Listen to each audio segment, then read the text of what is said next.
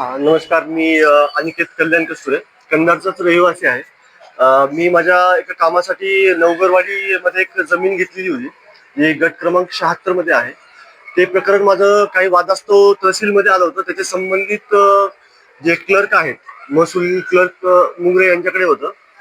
तर त्यांनी जाणून बुजून त्या प्रकरणाला वाढवणे, डेट्स न देणे, फाईलांमध्ये ढवळाढवळ करणे, त्यांची माझी जी फाईल होती ती फाईल ते इलिगल प्रकारे घरी घेऊन जाणे, दुसरीकडे त्यांच्या फोटो शेअर करणे व माझे आई वडील ज्यावेळेस हिअरिंगला येतात तेव्हा त्यांना जाणून बुजून अपमानास्पद बोलणे, मी दोन्ही साईडनी निकाल लावू शकतो अशी धमकी देणे.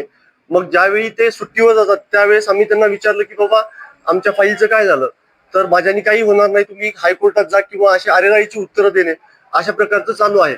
त्यांचं सारखं हे गैरवेतन होत असल्यामुळे आम्ही त्यांचा फॉलो अप घेऊन एक फोटोज वगैरे काढण्याचा प्रयत्न केला होता. तर त्याचे सर्व प्रूफ माझ्याकडे अवेलेबल आहेत. तशी तुम्ही वरिष्ठांकडे काही तक्रार वगैरे केली? हा, मी तसंच महसूल मंत्री, आपले तहसीलदार साहेब, SDM साहेब, आपले मुख्यमंत्री फडणवीस साहेब यांच्याकडे मी तक्रार नोंदवली आहे. पण मला ऍज सच त्यांच्याकडनं काही आणखीन आउटपुट भेटलेलं नाही आता बाबतीत. या संदर्भामध्ये तुमची काय मागणी आहे? या संदर्भात जो सामान्य जनतेला त्रास होतो, मी सगळं प्रूफ देऊन सुद्धा हे संघटनेच्या दबावाखाली अधिकारी दबतायत. तर हे न दबता मला एक सामान्य जनतेला न्याय मिळवून द्यावा हीच माझी अपेक्षा आहे. आणि अशा भ्रष्ट अधिकाऱ्याला किंवा कर्मचाऱ्यांना त्यांनी निलंबित करावं एवढीच माझी मागणी आहे.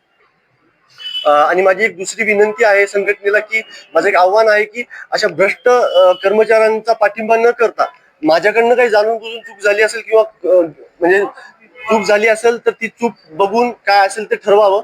पण ह्या कर्मचाऱ्यांचे सर्व प्रूफ पुरावे मी त्या संघटनेला द्यायला तयार आहे. तर संघटनेने अशा माणसांचा पाठपुरावा किंवा पाठिंबा देऊ नये अशी माझी एक विनंती आहे.